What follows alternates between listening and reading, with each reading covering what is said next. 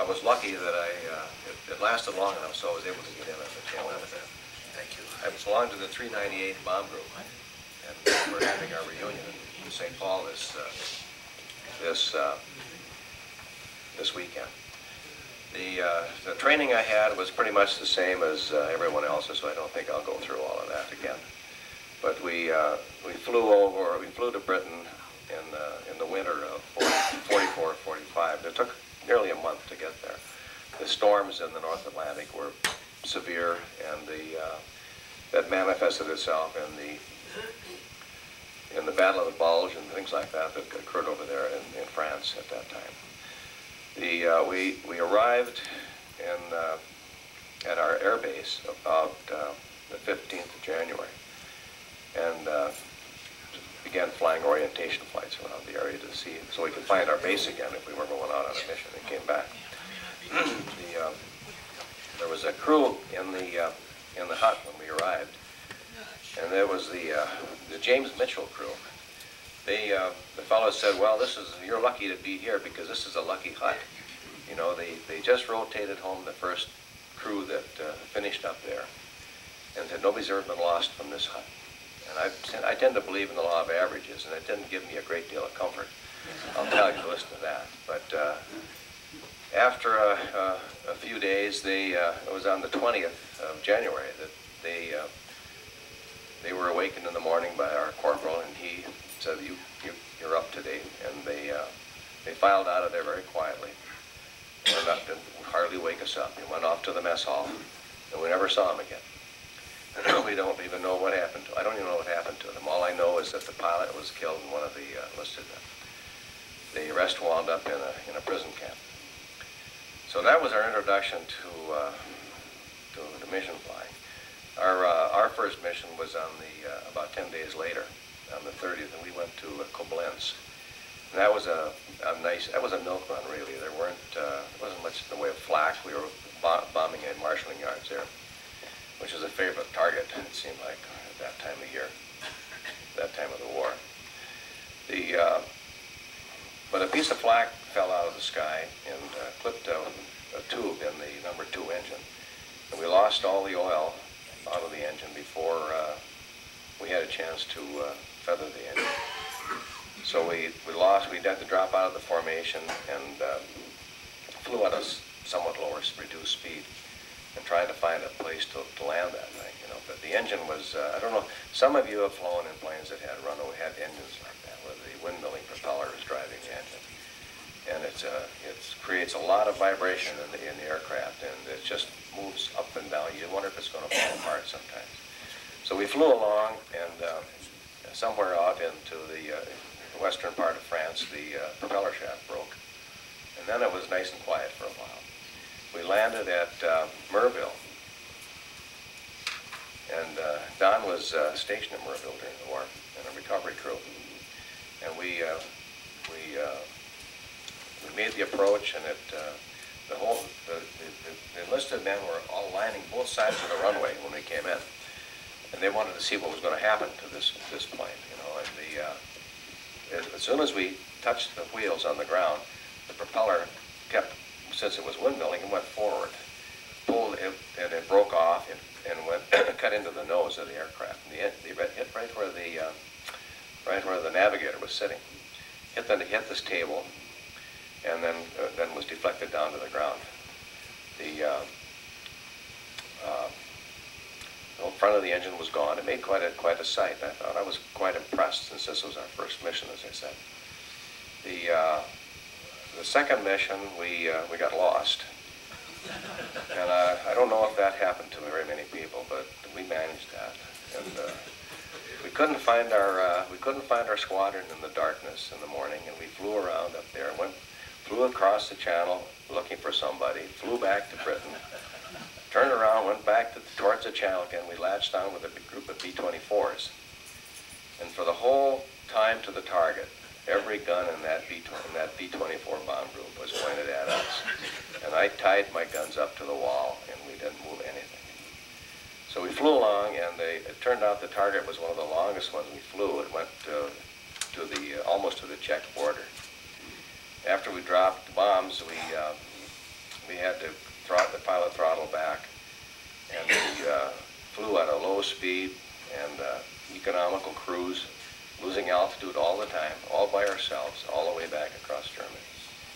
And it was a lucky day that no one found us up there, because we would have been long gone, I'm sure. We came back over the west coast of Belgium, and as soon as we came over, we were about 500 feet when it came across the coastline there, and a couple of E-boats came out behind us. They thought for sure we were going in the water, I guess. After that, we couldn't find England. It takes a bit of doing, but we didn't know where we started from. We didn't know what we bombed, and the navigator didn't know where we were, really. So, but we had one there, and we flew on and on and on, and oh man, I kept looking at that water, and I wondered, where in the hell are we? You couldn't see any land anywhere. And we started throwing out anything we could. We tossed out I pulled the waist guns out, threw those out, all the ammo, my flak jacket, helmet. I kept the life raft, shrewd move, and the Gibson Girl radio. Eventually, we threw the radios out and everything, but eventually then somebody made a 90-degree turn to the north, and within 15 minutes, we were over England. Landed and spent the night in a British base there, and then kind of went back to our place the next day. So that was two. So then we had a couple other missions that were less impressive, I guess, than that. Until my sixth one, we bombed Schweinfurt. And we went over the target 3 times that day. And we just started one squadron, 10 planes, and we were at 11,000 feet. And I guess they want to make sure we hit the town anyway. And so when we went over the target the first time, I thought, well, this is one time I'm going to watch the bombs drop out. So it was nice and warm. It wasn't cold there anymore. And I laid on the floor, opened that little hatch behind the ball turret, and I was laying there watching for the bombs to come out, and they didn't come out. And we got past that, and the bomb bay doors were retracted, and we made a 360 and went over and did the same thing again. Well, we did that 3 times. And the third time, we dropped the bombs, and I don't know what in the world we hit. Our target was the marshalling yards, but we didn't get anything in the marshalling yards. We wiped out about 2 blocks of buildings down there, because I was watching that. And we had one plane flew back to the base from our tent that day. The rest all were scattered all over France at various places, and 7 people were wounded. The whole thing was just a fiasco. Now, let's see. I had notes, you see, but I forgot them at home. So I'm kind of going by memory here. After that, the next mission of real significance was the one on Friday the 13th. It was April, and the target was New Munster. Again, it was a marshalling yards, and it was. The same mission had been programmed for the day before and canceled. And then you all know the green flare that goes up and everybody goes back to the hut. The red flare, pardon me. And then the next morning we were out there again, same mission was again. But I had my spot changed with another fellow. We were both spot jammers at that time and not waist gunners. And so we flew off to the target. It wasn't supposed to be anything significant. We were carrying RDX bombs. There were 6 of them, 1,000-pounders, and went over the target. And I had a lot of indications of radar activity from the fire control radar on the ground. So I was really busy with that. I'm disconnected from the intercom, so I don't know what's going on in the airplane. And there was this great explosion, and the dust flew up off the floor, and I just kind of grabbed my seat to hold myself down. And I looked at the radio operator, and he looked at me. We both looked out our little windows, and we still had a wing and 2 engines on this side. and a wing and 2 engines on that side, so he goes like so, and I go like that, and I go back to work. And what happened was the bombs in the deputy lead plane had blown up, and when they didn't drop on the bomb run, and the pilot decided they would pick the next town about 20 miles up the road. We're going to drop on that one. So we kind of cruised. It was out right on the way there, so we cruised along up there, and they salvoed the bombs when they were supposed to have dropped them in train. And the bombs, one of them had apparently been armed, and they dropped down about 200 feet or so, and crashed together, and all of the bombs blew. So we have airplanes that are going all over the sky. There's planes that are on fire. There's guys jumping out of them. There's quite a few wounded. There were one of the fellows that was badly wounded was flying in a tail gun position. He was an armament officer, and he was just doing this to get one more mission in. And he was hauled up to the waist, and they gave him a couple of shots of morphine, put a parachute on him, threw him out the door. And I don't think their airplane was on fire at that time, so they couldn't have done much more except jump with him, I think. But I'm sure he never opened his parachute. The other guys were we were still over enemy territory, so that some of them were captured. One fellow came down in right near some German civilians, so they latched onto him right away. And he said his big problem right immediately was to try to get some old guy with a shotgun to keep from blowing his head off.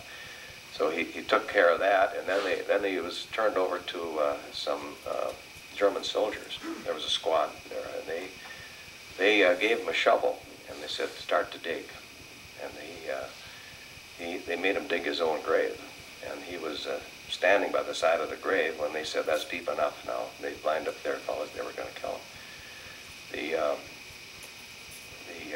He took out a picture he had of his wife and his 2-year-old daughter. And he was looking at that, and the lieutenant came over, and he looked at the picture, and he asked if this was his wife and daughter, and he said, yeah, it was, and he went back, and they talked to the sergeant a little bit. And he came back a second time, and they looked at the picture again, and he said, do Americans take prisoners? He said, oh yeah, we take prisoners, you bet.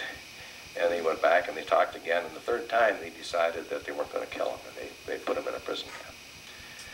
So that was his lucky day. I forget how many people were killed that day and how many were injured, but there were quite a few. We flew a 4-plane element back to our base, and that was all that was left of the 601st Bomb Group, or the Bomb Squadron. When we landed, one of the crew chief from the other next hard stand came over and he said, "Well, where's the rest?" And I said, "This is the rest. There aren't any more." And he looked. These people took a loss like that pretty hard. The only other thing we did that was of great interest was an attack by an Me-262, which shot down one plane, and I didn't get to see a thing because I was on the radio room, and I didn't know about it until it was all over with. And I flew my last mission on August 17th, and on the 25th, the 398th flew along with the 92nd Bomb Group to bomb Pilsen, an arms plant there. They had 40,000 workers in that arms plant. There were Czech workers there, and the night before they broadcast on BBC that this arms plant was going to be bombed the next day, so don't you people come to work. Well, the Germans heard it, so they were there. And the group went over, and they had to go over the target twice because of the clouds. And they dropped bombs a second time, and 2 planes were shot down. Well, the crew from one plane landed in the middle of a tank battle between the Germans and the Americans. And the other crew was Alan Ferguson's crew, and they were captured by the lieutenant who was in charge of the anti-aircraft batteries down there. And they had lost 17 of their anti-aircraft gunners in that bombing attack, and he was in a foul mood. So he personally shot every one of the men on that crew. And and that was the last mission that we flew. And in a month, 3 months, I was home and had my 20th birthday then. So that was the end of my military career. What happened to your navigator? He was nervous.